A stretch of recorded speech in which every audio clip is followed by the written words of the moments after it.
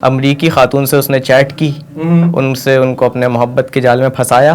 मतलब अगर वो यूएस सिटीजन है तो वहाँ पे उसकी आईडी यूज़ करके हो सकता है कोई बैंक अकाउंट खुलाया हो, कोई मर्चेंट खुलाया हो जहाँ पे उसने कहीं ना कहीं से पैसे ट्रांसफ़र किए हो।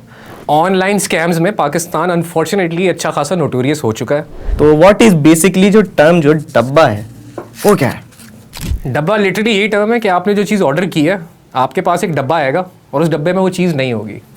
उनको लगेगा कि यूएस का नंबर है, लेकिन वो ये इंडिया पाकिस्तान इस तरह की किसी जगह से चल रहा होगा। अच्छा, ये जो डब्बा का कॉन्सेप्ट है ये ओरिजिनली नॉर्थ कोरियन हैकर्स का निकाला हुआ है, क्योंकि अभी भी नॉर्थ कोरिया के ऊपर इतने सैंक्शंस लगे हुए हैं कि वो सही से इंपोर्ट एक्सपोर्ट कर नहीं सकते। बल्कि आपको याद भी होगा जब नया नया ईमेल आना शुरू होता तो नाइजीरिया से ऐसी जगहों से ईमेल्स आया करती थी जो कहते थे पता नहीं आपको कोई बहुत पुराना रिश्तेदार है जिनके पैसे अकाउंट में फंस गए हैं, अब उनकी डेथ हो गई है, तो प्लीज अपना एक अकाउंट यहाँ खोलें, उसमें 5,000 या 10,000 डॉलर डिपॉजिट करें ताकि मिलियंस ऑफ डॉलर हम आपके अकाउंट में डाल दें। पूरी दुनिया में नहीं चला रहा, वो कैलकुलेट करके बैठा हुआ है कि गरीब लोग, कम पढ़े लिखे लोग कौन कौन से एरियाज में बैठे, इनकी इतनी डीप रिसर्च होती है। ओके, तो बेसिकली ये हम अगर ये जो अभी रिसेंटली अमरीकी खातून वाला मामला है इसमें भी हो सकता है, मैं तो कहानी का एक रुख पता ना, हो सकता है कि लड़का कितने टाइम से उनसे कांटेक्ट में हो और कितने डॉलर्स मंगवा चुका हो। सर आपने कहा ना मोहब्बत वाला केस है, अब अगर मोहब्बत वाला केस है तो वो लड़की बताएगी भी नहीं, उसको खुद बुरा लगेगा, उसको अभी तक वो डिनाइल में चली गई होगी। Still waiting for him. तो एक कम्युनिटी ऐसी भी पाई जाती है डार्क वेब पर जो लोगों को मारना पसंद करती है। अच्छा सर, दूसरा मामला ये कि हम अगर बात करें हमारे माशरे में एक ये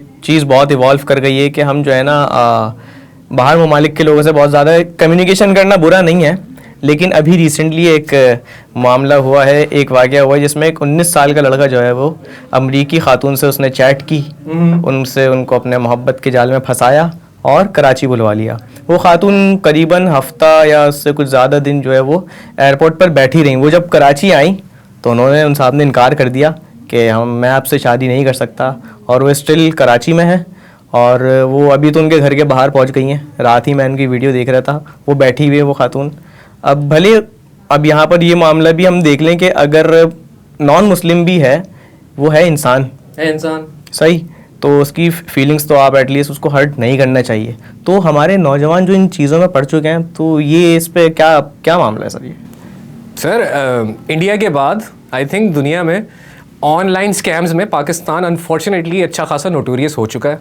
ज़्यादातर जो गाँव में हमारे पाकिस्तानी भाई बहन बैठे हुए हैं, जब उनको दिखता है कि उनके पास कोई ज़रिया माश नहीं बचा है, there is no way for them to earn a living, तो अनफॉर्चुनेटली फिर वो इस तरह की चीज़ों की प्रैक्टिसेस में आते हैं। ये बेसिकली वही कहलाता है ना, हनी ट्रैप कहलाता है ये। अब इसको थोड़ा सा डिटेल में चेक करना होगा। मैं अंदाज़ा ये लगा सकता हूँ कि उसकी आइडेंटिटी थेफ्ट इसने की है।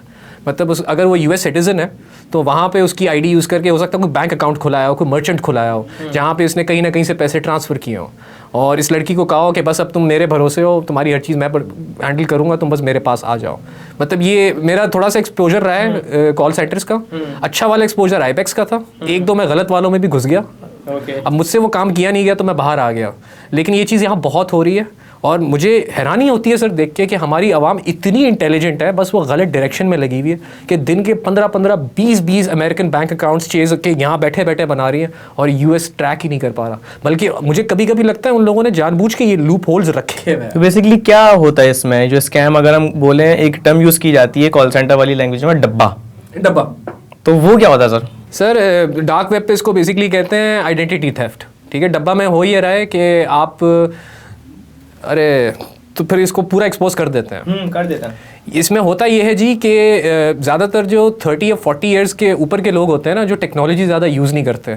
अब अगर फॉर एग्जांपल उनके पास इंटरनेट लगा हुआ है एक्सफिनिटी का या कॉमकास्ट का, और इनका इंटरनेट जो है मसले करना शुरू हो गया, तो उनके पास हेल्पलाइन का नंबर भी नहीं होता, उनके पास टाइम ही नहीं होता। वो गूगल पर जाके लिखेंगे एक्सफिनिटी फ़ोन नंबर, तो यहाँ से बैठ के लोग इंडिया से भी और एक हद तक फिलीपीन से भी फिर एडसेंस रन करते हैं। वो आप देखते हो ना, गूगल पे सर्च करो, ऊपर एक बारीक सा स्पॉन्सर्ड लिखा हुआ आ रहा होता है, तो वो एड्स रन किए जाते हैं जिनके साथ एक टोल फ्री नंबर अटैच होता है।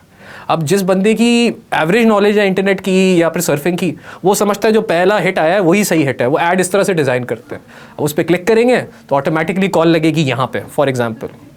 अब यहाँ पे जो बंदा बैठा है उसने अपनी टोन बनाई हुई है, वो ट्रेंड है, उसके पास स्क्रिप्ट है, वो आपसे ऐसे बात करेगा जैसे वो वाकई में एक्सफिनिटी का या उसका कस्टमर सर्विस का बंदा है। अच्छा, मुझे ये बताएं कि कॉल सेंटर में कितने तरीके के स्कैम्स होते हैं? बेसिकली ये टर्म जो है डब्बा की स्पेसिफिकली है या एक एलआई का स्कैम भी होता है, डीएमई में भी किया जाता है? तो व्हाट इज बेसिकली जो टर्म जो डब्बा है वो क्या है? डब्बा लिटरली यही टर्म है कि आपने जो चीज़ ऑर्डर की है आपके पास एक डब्बा आएगा और उस डब्बे में वो चीज़ नहीं होगी। ओके तो आप फ़ोन करके बोलोगे कि गलत डब्बा आ गया, तो आपने जिसको फ़ोन किया है ना, उसने सर्च इंजन के ऊपर अपना ऐड चलाया हुआ होता है, जैसे एडसेंस एड्स कहते हैं। ये यूजुअली आपको गूगल पे दिखेगा। जैसे अगर आप गूगल पे अभी भी जाके लिखते हो PTCL, तो पहले दूसरा जो है ना ऐड आता है, उसके ऊपर स्पॉन्सर्ड लिखा हुआ होता है और वो सही लिंक नहीं होते, आपको 2-3 नीचे स्क्रॉल करके फिर सही वाले PTCL के लिंक पे क्लिक करना होता है। अब अनफॉर्चुनेटली जिन लोगों को वो स्पॉन्सर्ड नहीं दिखता है, वो इस तरह के स्कैम लिंक्स के ऊपर क्लिक कर देते हैं, जो पीछे से एक टोल फ्री नंबर से कनेक्टेड होता है, और वो toll free number dark web से चल रहा होता है, मतलब ट्रेसेबल नहीं होता। उनको लगेगा कि US का नंबर है, लेकिन वो ये इंडिया, पाकिस्तान, इस तरह की किसी जगह से चल रहा होगा। अच्छा, ये जो डब्बा का कॉन्सेप्ट है, ये ओरिजिनली नॉर्थ कोरियन हैकर्स का निकाला हुआ है, क्योंकि अभी भी नॉर्थ कोरिया के ऊपर इतने सैंक्शंस लगे हुए हैं कि वो सही से इंपोर्ट एक्सपोर्ट कर नहीं सकते। तो 80% जो उनका रेवेन्यू जनरेट होता है वो ह्यूमन ट्रैफिकिंग से होता है और डब्बा स्कैम्स के थ्रू होता है। और वही टेक्नोलॉजी आहिस्ता आहिस्ता जो है पाकिस्तान में भी आ गई है, क्योंकि यहाँ पे गुर्बत के और इन सारे प्रॉब्लम्स की वजह से हमारी जो बिल्कुल ग्राउंड लेवल आवाम है, जिसको आप मिडिल क्लास या लो मिडिल क्लास कहते हो, वो कहते हैं अब कोई कमाने का जरिया नहीं है, कोई मतलब फ्रिज मैकेनिक बना हुआ है, कोई मतलब फोटोकॉपी की दुकान चला रहा है। तो जब उनको दिखता है कि मैं एक दिन बैठ के 8-9 कॉलें करूँगा, उनमें से अगर मुझे 3 क्रेडिट कार्ड नंबर भी मिल गए जो मैं डार्क वेब पे जाके $10 या $15 का एक बेच दूंगा, तो मतलब दिन का उसका 15-20 हज़ार, कुछ केसेस में 5-5, 6-6 लाख भी हो जाता है। अगर आप डार्क वेब के थ्रू और ये डब्बा स्कैम के पूरे इनकी पूरी माफियाज हैं, ये बड़ी पुरानी माफियाज हैं। ये they go back to the 40s and 50s, जब टेलीफोन के जरिए स्कैमिंग की जाती थी। आपको कॉल करके जो है बताया जाता था मैं फॉरेन गवर्नमेंट से बात कर रहा हूँ, मैं फला बैंक से बात कर रहा हूँ।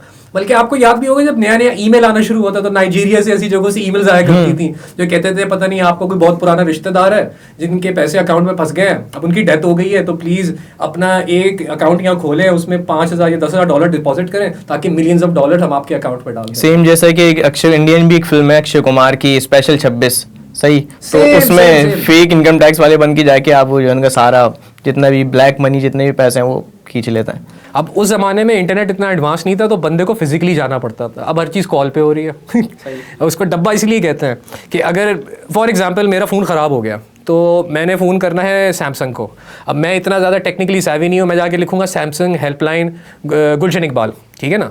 तो जो बंदा ऐड चला रहा है ना, ये स्कैम वाला ऐड, उसने बहुत प्रिसाइज किस्म का ऐड डाला हुआ है कि कोई भी अगर फॉर एग्जांपल गुलशन में ये वर्ड सर्च करे, सबसे पहले मेरा ऐड है। वो पूरी दुनिया में नहीं चला रहा, वो कैलकुलेट करके बैठा हुआ है कि गरीब लोग, कम पढ़े लिखे लोग कौन कौन से एरियाज़ में बैठे, इनकी इतनी डीप रिसर्च होती है।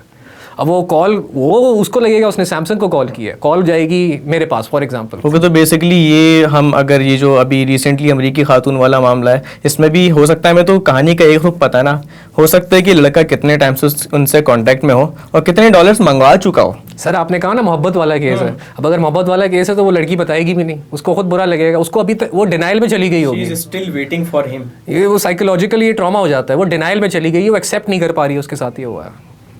देखिए हमारे लिए $1,000-2,000 बहुत बड़ा अमाउंट हो जाता है, उन लोगों के लिए इतना बड़ा अमाउंट है नहीं। तो उसके लिए करेंसी गैप के ऊपर से अगर आपके पास US बेस्ड क्रेडेंशियल्स हैं तो आपके लिए और बहुत सारे रास्ते खुल जाते हैं। आप बहुत सारे किस्म के अकाउंट्स बना सकते हो, आप बहुत सारी किस्म की चीज़ें खरीद सकते हो। और अल्लाह ना करे लेकिन अगर उसका सोशल सिक्योरिटी नंबर कॉम्प्रोमाइज़ हो चुका है तो वो लड़का यहाँ से बैठ के US में प्रॉपर्टीज़ भी खरीद सकता है, ट्रेड्स भी कर सकता है, स्टॉक्स भी ले सकता है। अगर इस लेवल पे उस औरत को डैमेज किया गया है तो मैं अगेन अपील करूँगा हमारी साइबर क्राइम विंग से कि इसको फिर जाके सही से चेक करें, क्योंकि हमारी आवाम को आई थिंक कंट्रोल से ज़्यादा एजुकेट करने की ज़रूरत है। कंट्रोल आप किसको कर सकते हैं सर? हमने कभी अपने अम्मा अब्बा की बात तो सुनी नहीं थी जब हम टीनेजर्स होते थे, हमने तब सुनी जब हमारे साथ खुद भी थी।